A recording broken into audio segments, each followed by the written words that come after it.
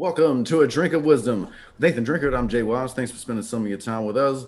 We're on Anchor, we're on Apple Podcasts, we're on Spotify. And if you're looking for us in the video format world, you can find us on YouTube at the A Drink of Wisdom YouTube channel. What's going on, Drink? Plenty to get into today.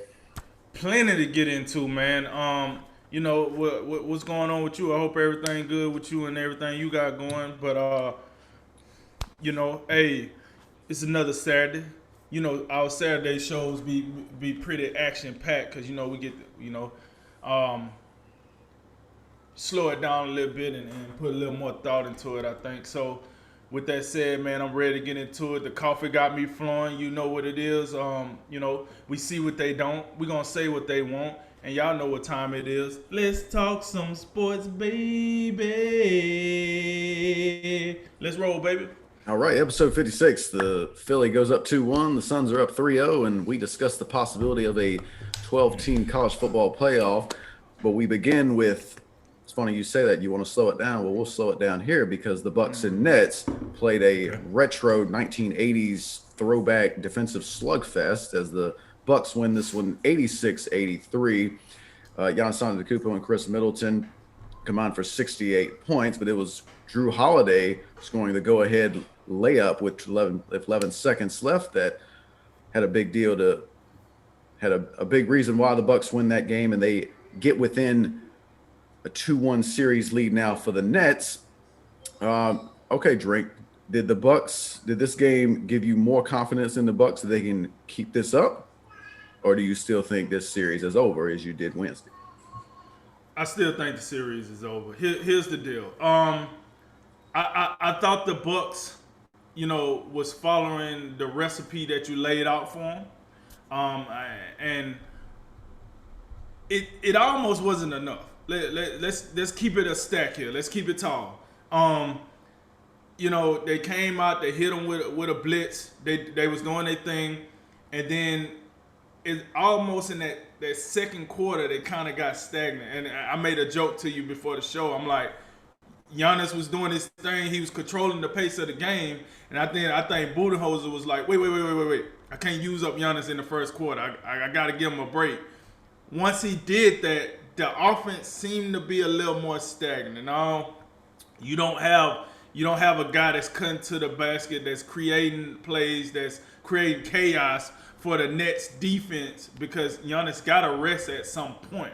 Now your team turns into more of a shooting team, more of a perimeter team, because now you're depending more on Middleton, you're depending more on Drew Holiday. You're scoring like you probably got Brook Lopez probably pacing his minutes a little opposite of Giannis, whatever the case might be. But you don't have a player that can create the chaos in the paint like Giannis at that time. So you got to kind of change your philosophy a little bit. When you play that style of basketball, you're playing into the Brooklyn Nets' hands. That's the problem. You don't want to go up and down in the shooting match with the Brooklyn Nets. First and foremost, you will lose that. Secondly, we already view the Nets as more offensively than defense. But when they do play defense and you make it easy for them, just like Milwaukee did in the second quarter, when you start kind of like, I guess like getting in your own way almost, and all the Nets got to do is figure out who we're trying to get to, which in that instance is most likely is Middleton or Holiday, one of those two, unless somebody coming off the bench that's just straight, hotter than fish grease, as Mark Davis like to say, like Brent Forbes, someone like that. Usually those are the two guys you're going for. So Brooklyn knows this, so they're just gonna do like any other team. We're gonna double those guys and make the rest of the guys beat us. My problem with the Bucks in this series is if the Nets zone in on Giannis and Middleton, for that fact of the matter, can Drew Holiday give you enough? Can Brook Lopez give you enough? You just told me, like, listen, Giannis and Middleton went for 70 last night. 70. They won the game by how many points? 68, yeah.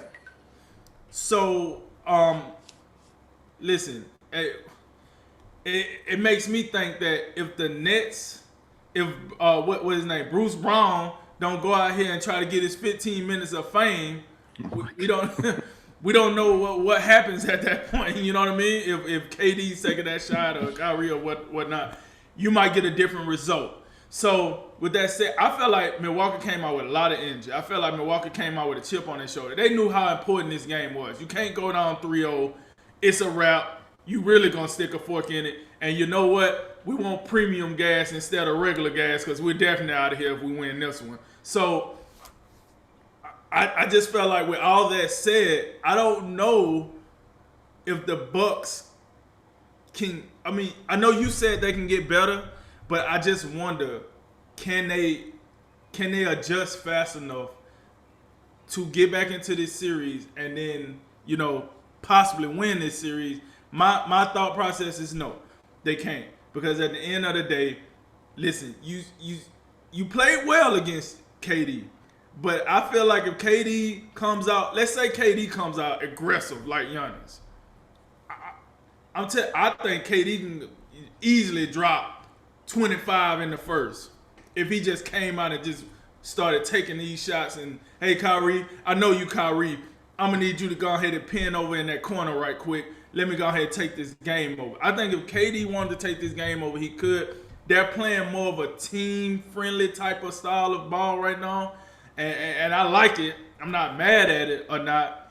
But if the Bucks come out here tonight and win this game tonight, then the Nets really will have to think about just solely going through KD. I know they want Kyrie to get enough shots. I know they want these other guys to get into the game, but it's going to be KD time if you mess around and lose the game tonight.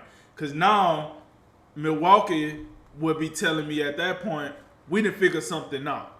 We got a key to success. And it's not pretty, but a key to success regardless. And that's all that matters. Get the dub. It don't got to be pretty. It don't got to be a blowout. Just get the dub. And so I do, and to your question, I do have more confidence that the Bucks can be competitive now. Because game 2, I was like, they can't even be competitive. Now I feel like they can be competitive. Now I would like to see, you know, if they give it to me 2 games in a row, can they close it out 2 games in a row? Right now, my confidence is still, this is, you know, Brooklyn series to lose. I still think this series can be over in 5 if they win tonight. Clearly it'll be 6. But the Bucks will have to put everything on the table tonight. And if they put everything on the table and lose, it's definitely over.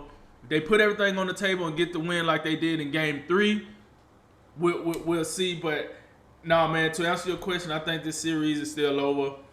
I still think the Nets control this series. But I do applaud Milwaukee. I'm not going to sit here and act like they're mincemeat, because I do look at them a lot better after game 3 than I did game 2. Game 2 was just, I don't know. I'm like, come on, who is this? The Knicks? Like they couldn't. They did not look good. I don't know what it was in game 2. Game 3 they looked different. They was at home. Crowd was good. Giannis' brother came in there, got him going for his 10 seconds of play. You know what I'm saying? Got him going. Made a good defensive play. Boom. I liked it. But nah, man, the Nets, they still got this series, man. It was about 10 minutes. It's 10 seconds, because you pull up the box score and it doesn't say a DNP, but it does say 0 minutes. So he wasn't around very long, but he brings the energy he's got 15 seconds of energy, vice the 15 seconds of fame. I think there's good and bad that you can peel from this. The Bucks did exactly what they had to do to start the game.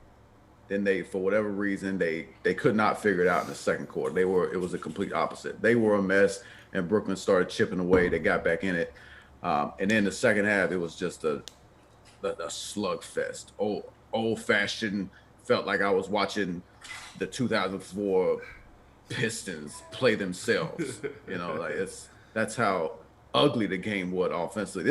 It's an ugly game in today's up-tempo NBA when both teams can't crack 90.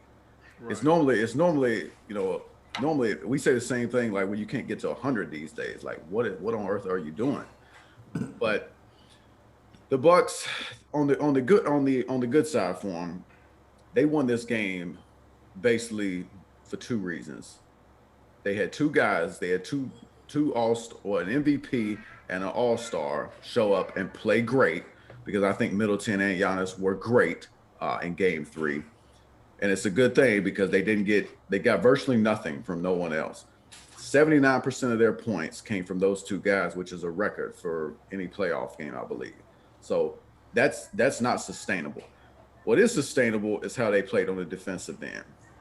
Defense is all about effort. It's about communication. It's about a lot of intangible things. You know as well as I do, a team shot can come and go. And right now, that shot, they still can't find it. But I got to believe that's going to turn around. And if they keep their defense to that degree, get off to another nice start tomorrow in Game 4, then I think they'll have a good chance to win this game. PJ Tucker did not score a point in Game 3 and still had the best plus minus on the team. He made Kevin Durant work for every shot. I don't think there was one. Kevin Durant put up 28 shots. I'm not sure if one of them was uncontested. So, I mean, once again, you're not going to necessarily stop KD, and he had 30 points. But what you do want to do is make it as difficult as possible. I thought he did that. I didn't see very much. I maybe saw one possession where Drew Holiday was on Kevin Durant. Thank y'all for cleaning that up. I appreciate it, because that is a mismatch that he has no chance. So that it was good to see the Bucks make that adjustment. And the other adjustment in game that I thought they did a very good job was because in the second quarter and throughout this game, you could really tell the Bucks defensively were saying Bruce Brown beat us, because Bruce Brown really is similar to how when Giannis has the ball at the top, like, hey, Giannis, go ahead and shoot the ball. Bruce Brown is like, just inside the 3-point line with the ball, and no one's like paying attention to him. Go ahead and shoot it. And Brooklyn did a nice job in the second quarter of using him in screen roll, letting him roll to the basket, and he's using his floater game. It's very effective. But in his second half, Milwaukee did a great job of adjusting to that, and they were prepared for it. And Brook Lopez was just out there just with a fly swatter, getting them out of here left and right. The guy had 6 blocks and somehow didn't commit a foul. I think that's a pretty interesting stat. You can block that many shots but not pick up a foul. So Milwaukee's defense, tremendous. And I think this type of game, even though for the regular season, both teams ranked among, the top offensive teams when you talk about how they can score the ball. But Milwaukee is more suited for this type of game because they have better defensive players. They have more size, so they're better suited for this type of action. So what they got to do is they got to continue to play this defense. They just got to diversify their offense a little bit more. Giannis is obviously their best player. He's a 2-time MVP. But I'm really not interested in seeing Giannis initiate the offense. I want to see Chris Middleton initiate offense. I want to see Drew Holiday. Let Drew Holiday be a point guard. Point guards, the way they get into the game is by having the ball. They're doing a bit of the disservice to Drew Holiday because they're not letting him handle the ball and set things up. And you'll notice in that first quarter, when Giannis is setting screens, when Giannis is rolling to the basket, when Giannis is cutting to the basket and just throwing it down on fools, their offense was much better. When their offense is not as good is when they just sit in the half court. Giannis has the ball at the top of the key. No one's guarding him out there. And then it's almost 4-on-5, and he's getting suckered into shooting too many jump shots. So they got to tighten up a few things. And if they diversify their offense, and by that I mean, hey, don't forget about Brook Lopez. We know they have a size advantage in this series. Throw the ball down the low post every now and again to Brook Lopez. You'll get him more involved in the action. I think if they do, though, make a few offensive adjustments and keep their defense where it is, they'll be fine. And I think they'll win Game 4, and we'll have a 2-2 series, a 2-2 tie. But make no mistake, I don't think they can afford to lose this game because I don't think they can win 2 games in Brooklyn. Winning 1 is probably as much as they're going to be able to do.